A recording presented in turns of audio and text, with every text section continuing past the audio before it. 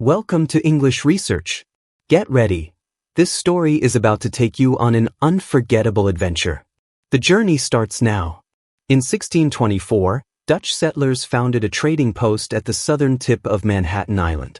They built modest wooden houses with steep gabled roofs, reflective of their native Dutch architecture. Known as New Amsterdam, the town was protected by a wooden wall, later replaced by Wall Street. By 1664, the English took control and renamed it New York, in honor of the Duke of York. Architecture remained simple, Georgian-style brick buildings began to appear, and Trinity Church, built in 1698, later rebuilt, became a symbol of colonial stability. In the early 19th century, as the U.S. found its feet, New York became a growing commercial hub.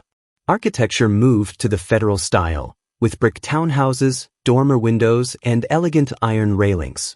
Later, Greek revival took over, with white columns and temple-like facades symbolizing democracy. Notable example, the Merchants Exchange Building, 1837, on Wall Street, with grand Corinthian columns, echoed the financial power of ancient Greece. By the late 19th century, steel frames and elevators allowed buildings to grow vertically.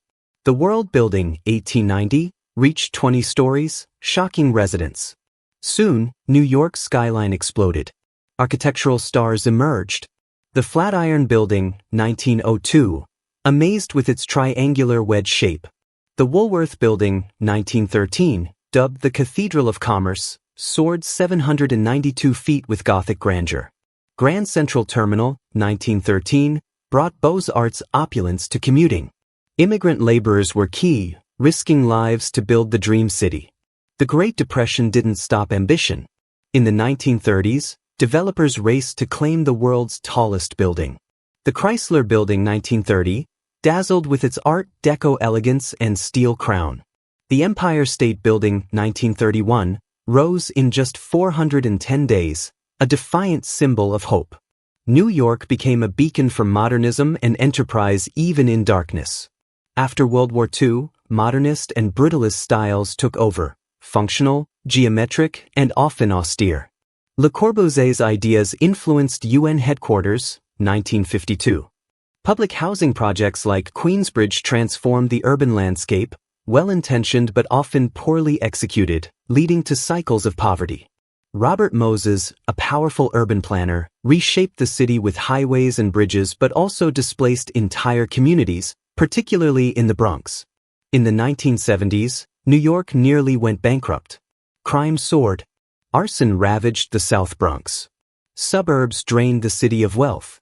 Architecture froze. Many buildings fell into decay. Skyscrapers stopped rising. Times Square was filled with crime, not neon dreams.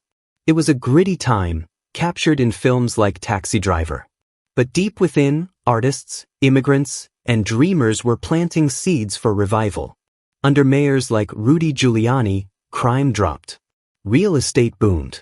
Midtown Manhattan began to shine. Wall Street grew in power again. Architecture became bold. Times Square was reborn with digital billboards.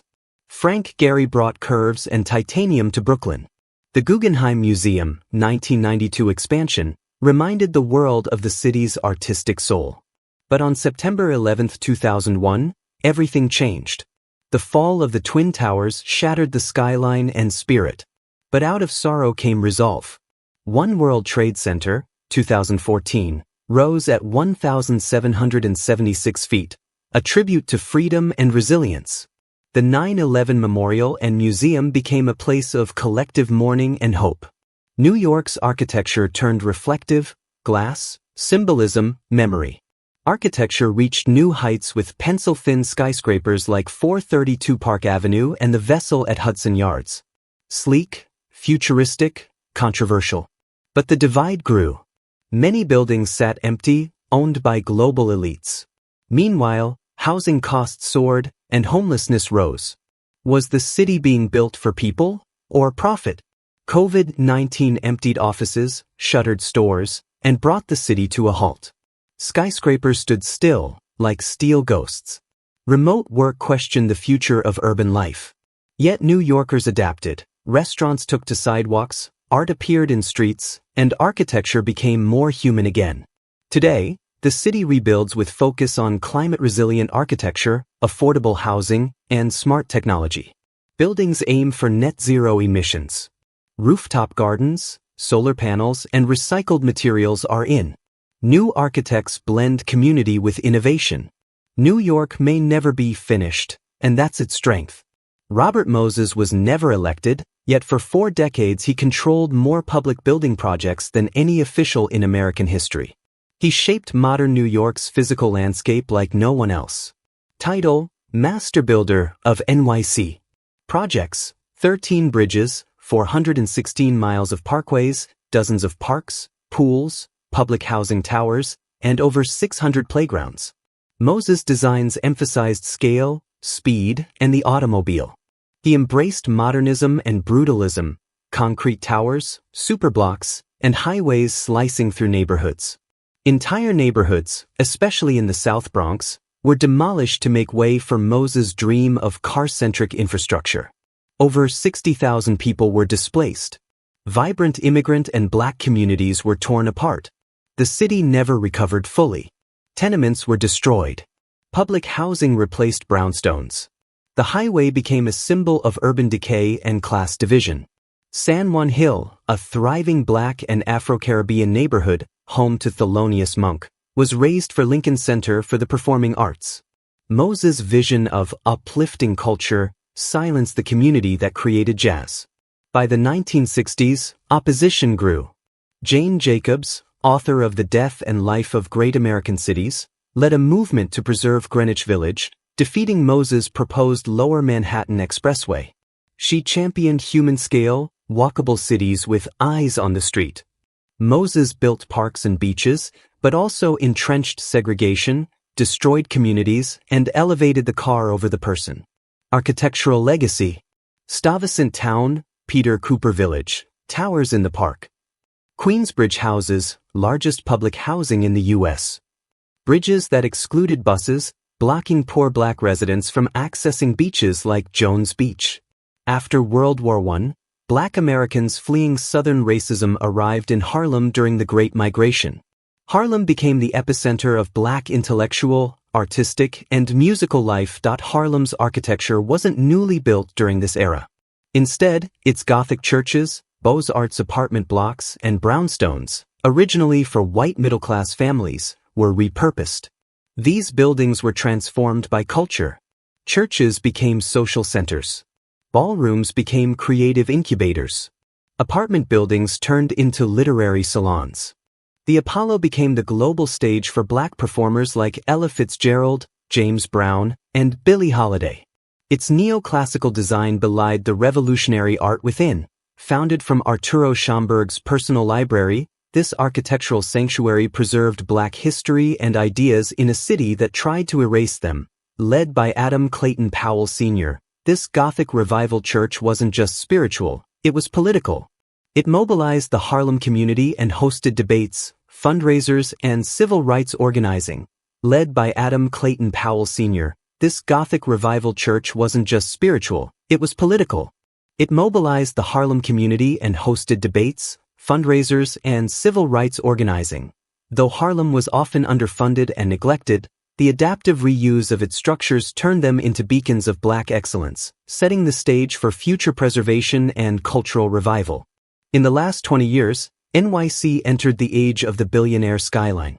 Residential super-tall towers, many largely empty, rise above Central Park. Notable examples: for 32 Park Avenue, clean lines, minimalist icon, but plagued by plumbing and wind issues. Central Park Tower, the tallest residential building in the world. Units sell for over $100 million. Story: the invisible inhabitants. Many of these towers are owned by foreign investors or corporations. Entire floors stay dark. Meanwhile, 1 in 8 New Yorkers struggles with rent. Architecture as wealth storage, not shelter. This has led to proposals like the Pied a Terra tax, which would tax vacant luxury apartments, though powerful real estate lobbies block them. Across the boroughs, grassroots organizations fight to protect the buildings that hold memory. Examples: Weeksville Heritage Center, Brooklyn, once a 19th century free black community, its homes are now preserved amid gentrification.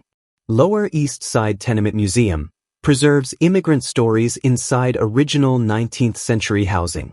South Bronx Unite works to prevent displacement and protect cultural architecture in the Bronx. Story, the grandmother's brownstone. In Bed-Stuy, a grandmother fought for years to keep her brownstone from being flipped. Today, it houses black artists and serves as a neighborhood archive. Her battle was a form of architectural activism. What happens when sea levels rise, AI rewires cities, and climate migration adds 1 million new residents? The architecture of tomorrow must meet the crises of today. Floating futures. Architects propose amphibious neighborhoods on the East River and Red Hook. Modular homes that float or rise with tides. Vertical sustainability. Green towers with wind turbines, solar skin, and rainwater harvesting. Schools with rooftop farms and cooling gardens. Smart streets. Adaptive traffic lights reduce emissions. Sidewalk sensors monitor usage to improve walkability. AI-controlled HVAC systems reduce energy waste. Augmented infrastructure. Public art visible through AR glasses. Buildings that morph their facades via digital skin, reflecting community events or alerts. Affordable housing 2.0. Inclusionary zoning forces luxury builders to integrate below-market units. Public housing retrofitted with climate-proof materials and Wi-Fi access. Decentralized urban planning. Communities vote directly on local design via digital platforms. City plans incorporate cultural impact assessments alongside environmental reviews. In a redesigned New York Public Library, built partially underground to protect from floods, a child reads by skylight next to a hologram of Langston Hughes. The building is carbon negative. The water table is managed by a series of living wetlands around Bryant Park. Outside, delivery drones buzz overhead, but inside, silence remains. A city obsessed with speed finally makes space for slowness, knowledge, and collective memory. New York City isn't built once, it's rewritten every generation.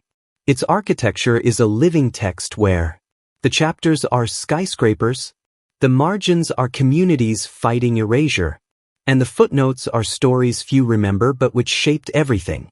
It is a city built from contradiction, where mansions rise beside shelters, where art is born in ruin, where power designs monuments, and the people paint over them in rebellion. And still, despite it all, the city says, "Come in. There's still space. Let's build." If you enjoy the video, please like, subscribe, and share.